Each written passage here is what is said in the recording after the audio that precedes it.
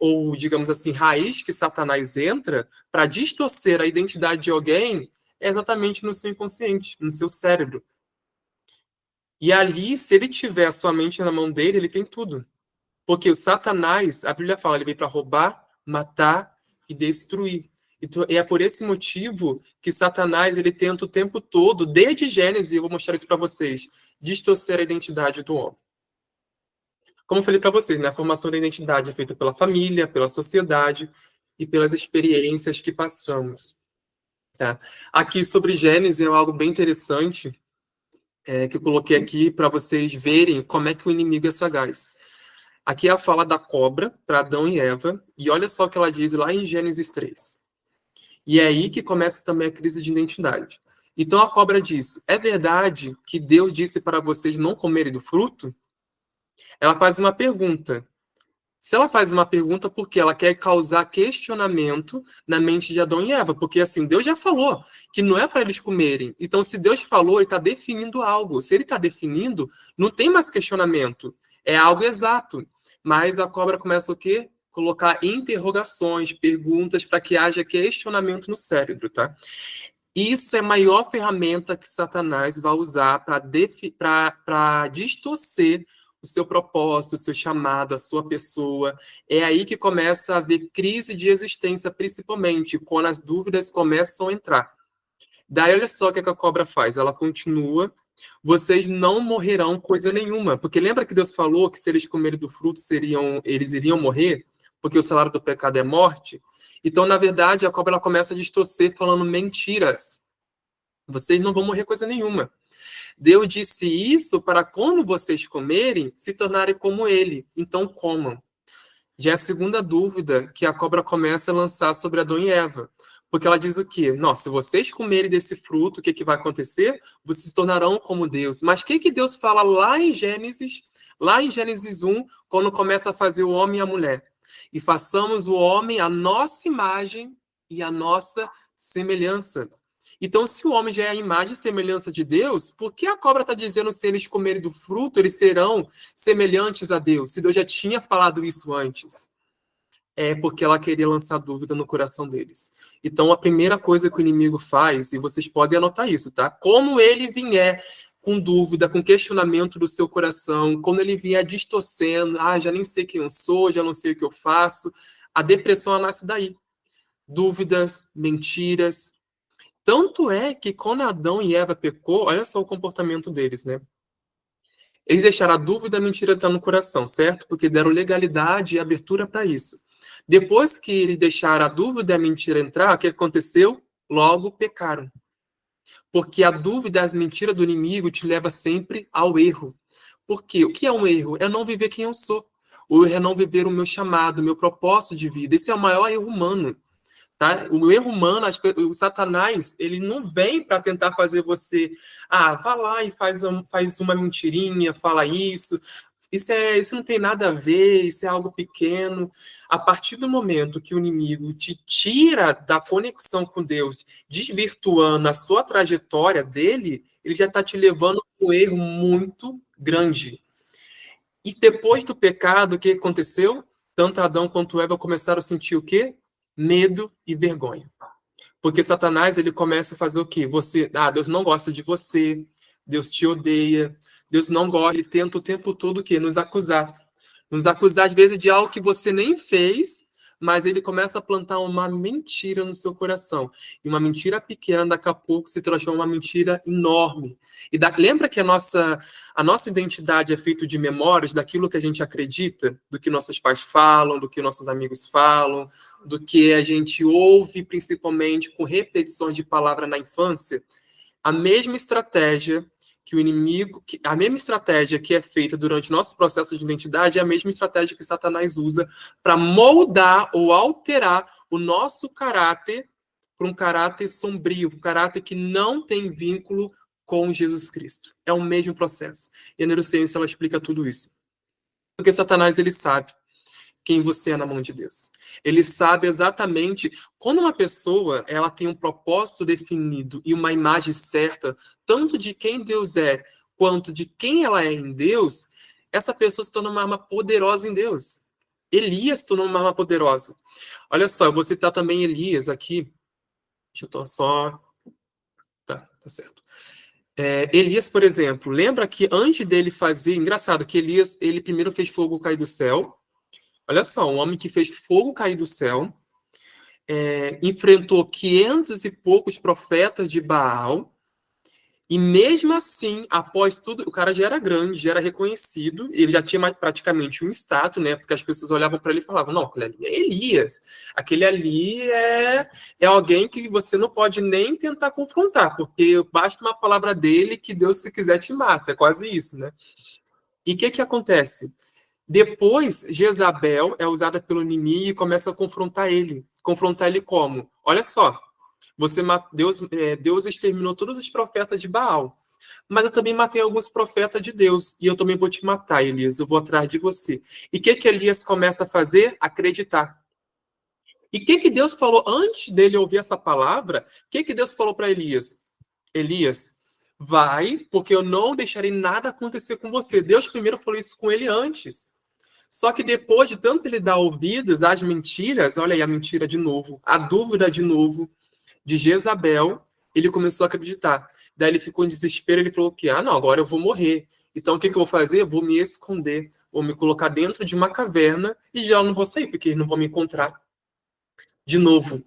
E aí, olha só, porque quando a crise vem de identidade ou de alguma palavra que te tira debaixo da proteção divina, o medo e a vergonha aparecem. Tanto Adão quanto Eva viveram isso, Elias também viveu isso, sabe por quê? Quando ele entrou dentro da caverna, ele não falou mais com Deus. Tanto é que a Bíblia fala que, na verdade, Deus foi até Elias conversar com ele para poder tirá-lo da caverna, porque Elias se fechou para tudo, tanto para o mundo espiritual quanto para o mundo físico. E é isso que o inimigo tenta fazer quando a sua identidade está distorcida. Ele te coloca preso dentro de uma caverna escura e você não consegue se mexer, porque você fica paralisado pelas mentiras do inimigo, ou pelas mentiras do mundo, tá? Eu posso generalizar de outras formas também.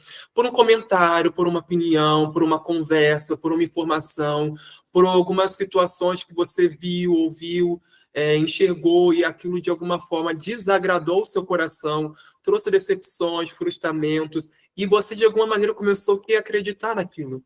Quando você começa a acreditar, automaticamente o seu cérebro ele começa a construir uma imagem, e aquela imagem pode definir tanto as suas atitudes e principalmente as suas decisões. Por quê? Elias decidiu ficar na caverna, assim como Adão e Eva decidiram se esconder de Deus.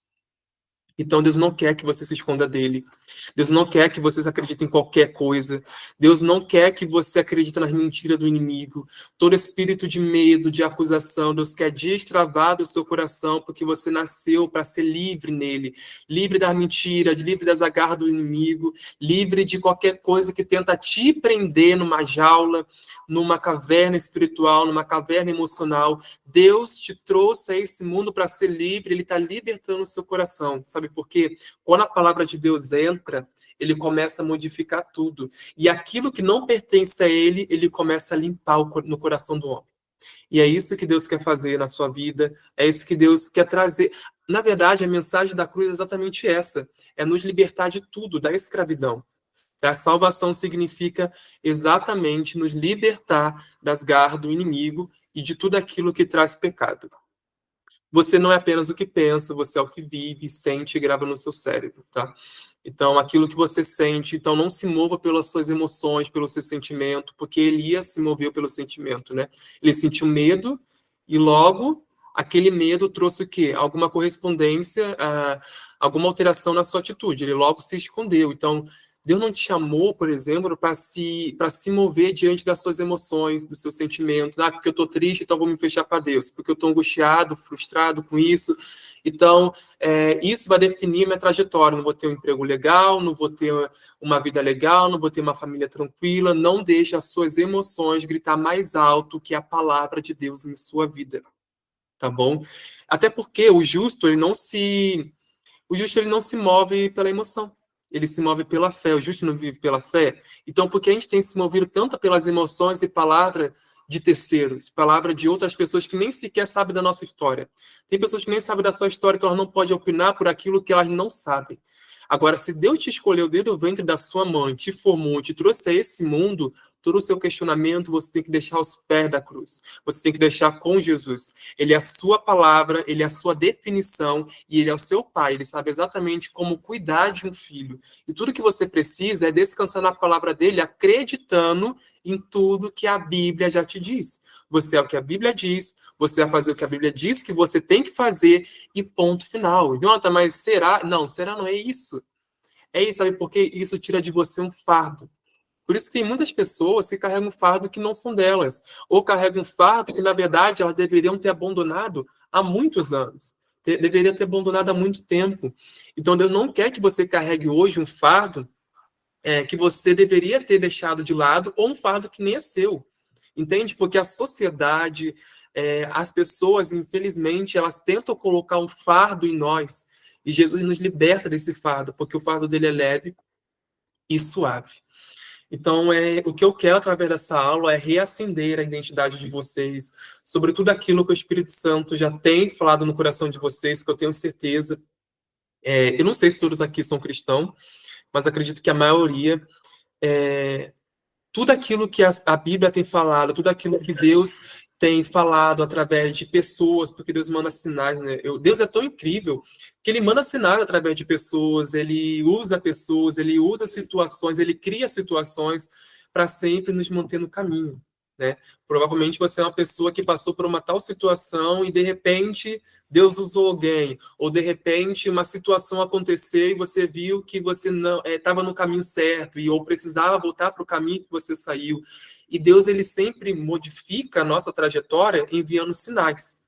Só que todos esses sinais, e é isso que eu quero mostrar para vocês, está sempre correspondido à sua identidade, tá bom? E é isso que a gente vai trabalhar hoje.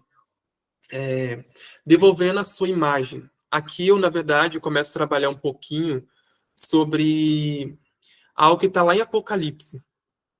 Apocalipse diz assim, ó, lembra-te, se não me engano, ele fala sobre Laodiceia.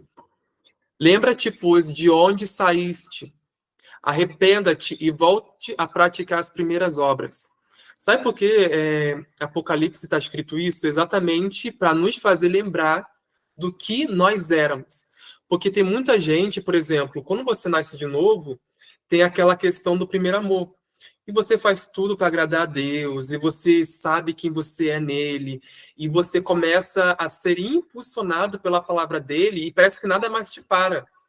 Só que por algum motivo ou circunstância, enfim, alguma situação na sua vida, né, de pessoas, por exemplo, às vezes elas começam a se desconectar. E como é que, Jonatas, como é que eu faço para me manter conectado na promessa, ou me manter conectado na minha imagem, na minha identidade em Cristo? Trazendo a memória. Apocalipse diz isso. Lembra-te, Laodiceia, lembra-te de onde caíste, lembra-te de onde saíste, lembra de praticar as primeiras obras. Lembra que a gente somos feitos de memórias? A nossa identidade é feita de memórias. Então você precisa trazer à memória sempre aquilo que você era. Quem você era antes de começar a ter complexo de inferioridade, quem você era antes de começar a se lançar por alguma coisa que trouxe frustramento para a sua vida a ponto de você parar com tudo, quem você era antes. Comece a trazer essa memória, lembra do que Deus te falou, traz à memória a situação da cruz, traz à memória esses adeptos de palavras que o Espírito Santo já construiu no seu coração. Sempre lembre-se disso, tá bom? Outra coisa também que devolve a sua imagem, tá? Que, na verdade, vai reacender. E isso aqui, eu vou falar um pouquinho mais na frente em outras aulas, mas isso aqui é primordial, tá? A confissão. Salmos 32, 5 diz assim, confessei o meu pecado e a minha iniquidade não me cobri. Aqui, esse salmista, né, Davi, que na verdade ele começa a dizer, a alma dele estava barulhenta, olha só, a alma dele estava em contrito, ele estava oprimido, cansado, e ele começa a confessar os seus pecados. Depois porque é um salmo bem gigante, por isso que eu coloquei aqui só uma frase dele. Mas depois que ele começa a confessar o pecado dele, porque por mais que ele era um homem segundo o coração de Deus, quando ele começa a confessar o pecado dele, ele começa a encontrar alívio. Ele começa a encontrar paz, só de confessar. Então, quando você confessa um erro, um pecado para Deus, você está dizendo para o Espírito Santo que você precisa de ajuda. Você está dizendo para o Espírito Santo que você em si mesmo não consegue, não pode nada, e você quer se livrar de tudo aquilo que traz, que te leva para longe da presença dele.